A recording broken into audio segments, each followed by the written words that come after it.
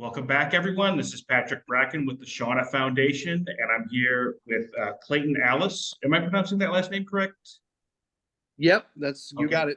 Alice in Wonderland. Yep, exactly. Okay, great. And Dougie Doug, their film In the Weeds is playing at the Shauna Festival Friday, September 22nd at Studio 50 at WICN at 5 p.m. in Worcester, Mass. It's a fantastic film. It's been nominated for Best Feature-Length Film, Best Director for the two gentlemen you see here now. Also, Best Performance from Dougie Doug, and also from Jasmine Villegas, who was wonderful in the film as well. Yep. So welcome, both of you. So happy to be talking with you. And this film is about people dealing with the pandemic, grief, trauma in a bunch of different ways, and it's all related to plants as sort of the kind of a healing device. How did you come up with that idea for this film?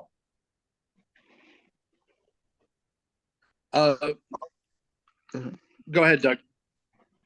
Well, really, it was Clay who was focusing, who was looking. You know, he's a great researching person, and so, he ran across certain videos of my brother-in-law, and my brother-in-law is a person who's sort of like, you could call him a naturalist or an herbalist, and I think it piqued some. I don't want to speak to you, but I think it piqued some kind of interest, and we thought about the pandemic and how people were trying to cope, and people were turning to nature quite a bit. And so, is that correct, Clay? Yeah. I mean, I think, the whole sort of genesis of the movie was, we were obviously trying to address the pandemic. We're trying to this kind of sense of loss and disconnection that everyone was having at the time. It was happening everywhere, but New York was also particularly hard hit early on. There was it was pre the vaccine, and so people were dying, and it was pretty rough, and people were withdrawing, and by forced to withdraw from each other, obviously, which was the biggest tragedy. And so we were thinking, when we first started talking about it, we had these ideas about the internet and, people taking weird journeys on the internet. But we decided that there was something more fundamental in that. We wanted to actually come up with something that was like, I don't want to say a solution, but something where like a sort of something helpful rather than just listing off all the horrible things. What can people do? And we thought that, one thing that people could do is sort of, they needed to do is reconnect with themselves, with the natural world, as opposed to the virtual world in which you're isolated. And and then this, as Doug said, this sort of dovetailed with his brother-in-law and his brother-in-law's idea that there were these literally herbs and plants that were growing around us on the sidewalk, in the parks, that could actually heal you. So it was the metaphor was there that you could sort of find healing in the place you are, as opposed to trying to go somewhere else to get it. Yes. Yeah. Well said, Clay. Thank you. I'm getting better. Now, the place you were, as you mentioned, was New York, and you filmed this in New York during the pandemic. What were the challenges of filming in New York during the pandemic? Well, there were many, many challenges. I mean, I think from my perspective, the primary challenge was people's sense of despair and their lack of enthusiasm about life, and trying to get people motivated to do just about anything, because they were obviously in a state of shock and so forth. And so I think it was kind of interesting because Clay and I were talking quite a bit, and talking about what we saw in people and how they were responding.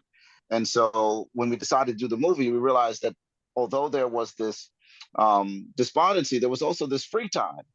So if we could Absolutely. encourage people to use their free time to just, not distract themselves, but to kind of click the channel a little bit and focus on being productive in some way, that it could be the great atmosphere for a lot of people to work together and create something.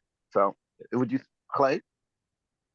Yeah, I mean, yeah, absolutely. I mean, I think while it was, as you say, there were challenges, in some ways, this movie absolutely could not have been made without the pandemic, because people were so,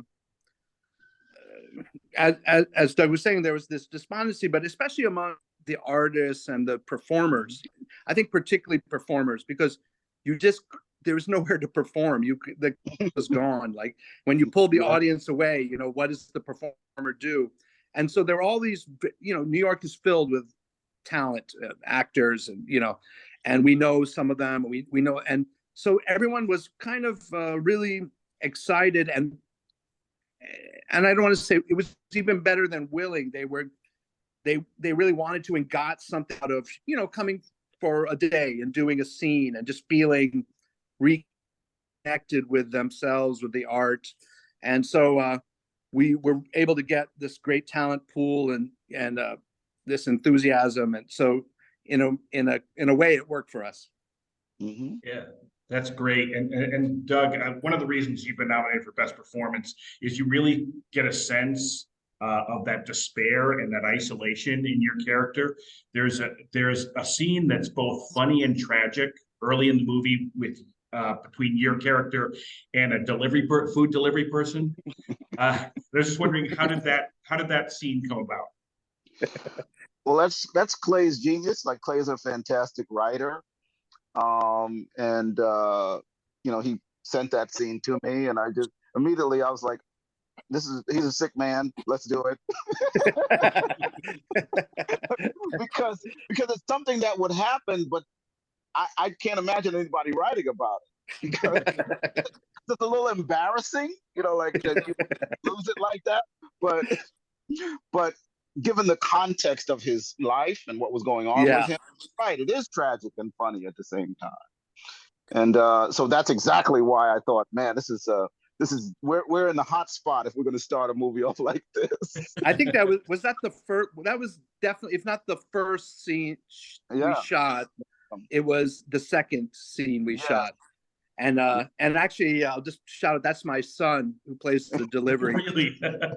So when he says that line, he goes, "He's my dad." It was kind of, especially an inside joke there. Yeah. You guys are co-directors of the film. And I was just wondering how that collaborative process works between the two of you. Did you divide up tasks? Did you just kind of do everything together? How does that work? Well, oh yeah, go ahead, Doug. No, that's it. You want to tackle that? Go ahead. Sure. I mean, I think it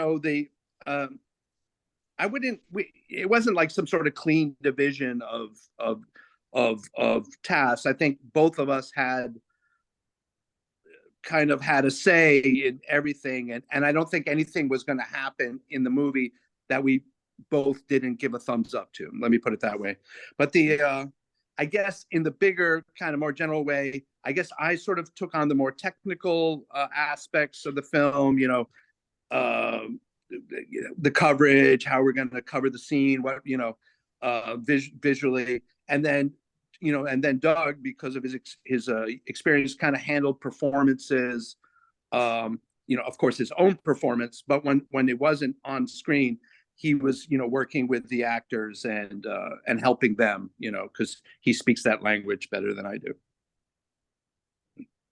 Yeah, that's great. Tremendous job from both of you. Now, Doug, you've been part of the Hollywood system. Yes. And this definitely does not feel like a movie that's part of the Hollywood system. And a lot of the people that submit films to our festival aren't part of that system. So I was wondering if you could talk a little bit about the difference between filming a movie as part of that system and filming a movie really outside of that system. I mean, it couldn't be more dramatic, the difference. I'd say if I'm going to use a sort of uh, visual metaphor, one is about being beaten by a lover and being beaten by a stranger. Take Independent your pick. You're filming, getting beat either way. yeah, independent filming is like being beaten by a lover, but Hollywood is like, hey man, stop. So it's it's you have control over the community that you bring into your life. I think that's the main difference for me, is that we were among friends, we were among people who we had an investment in their welfare. And I mean, obviously, the current situation dramatizes the alternative with Hollywood, is that Yeah. there's a limited investment in you, even if you're above the title, which I have been a couple of times. There is a sense that you are a sort of false commodity, and that you're, let's show that face. We're paying for that face. There's a kind of crassness in that industry that is unnecessary. And there are obviously reasons why people minimize this, the I would say the spiritual and holistic magnificence of human beings. We amplify the human experience in our film, so that is a major difference. So I can go on and on about the horrors of Hollywood, but I would prefer to focus on the joys of what we were doing in contrast. Yeah, that's fantastic, because even though this film deals with some heavy, heavy topics, you can feel that joy coming through too. Absolutely. Yep. So I mean, what's I next? think ultimately, Go ahead. the idea was that we wanted, like I said, we were trying to, uh, you, on the poster, it says a botanical guide to love and loss in the age of COVID. And it really that was kind of our underlying idea. We wanted, and if, when people see the film, there are actual, there's a description of how to do deep breathing. There's a description of the different, so there really is this kind of aspect of like, maybe this can help, but we're not trying to like force anybody, but we're putting it out there. Maybe this is something you could think about doing, if you're having these problems, so. Mhm. Yeah. That's great. So what's next for both of you? You're promoting this film. It's on the festival circuit. What have you got? What are you working on next? Well, I have a film I've made that is not quite as ready and finished as this one, that I'm still trying to put it together and make it ready. So that's sort of in the can. Um, Clay and I wrote another script that we are pretty happy about, that we'd love for Yeah. someone to give some money to make. And but we have a lot in the fire. Clay. Yeah. I mean, well, don't forget your book, Doug, right? That's Oh in the yeah, works. Yeah. yes. I wrote a memoir, so that's Wow. and I guess it deals a lot with my experience with being a Hollywood. By strangers. Yes, beaten by strangers. I should rename that. I should rename it beaten by strangers. But it primarily focuses on the years leading up to and the release of Cool Runnings, and the subsequent global, you know, cacophony that happened afterwards. Yeah. Yeah. Yeah. I have, well, we have this script, Doug and I, so I think, yeah, I'm very happy with it. So that's definitely one of the irons in the fire. I also have a book I've been working on. So, and very, not a memoir at all, but science fiction novel. Um, and then there's I don't, how there's any number of scripts and projects are like, sitting in the desk at any given time. And so, yeah, there, you're always, that's the life, right? You're always kind of trying to find, you got to have 3 or 4 things going at once and hope that something works out. Well, great. Thanks, Clay and Doug, for being with us today. Again, their film In the Weeds screens Friday, September 22nd at Studio 50 at WICN 5 o'clock in Worcester, Mass. It's a fantastic film, and Clay, you're going to be there in the audience. I'm going to be there. Yeah. So you'll be available to answer questions and talk about the film a little bit afterwards. So great to have you both here. Absolutely. Congratulations on the film. Thank you Thank very you, much. I Patrick. appreciate your time. Bye-bye. Bye, Patrick.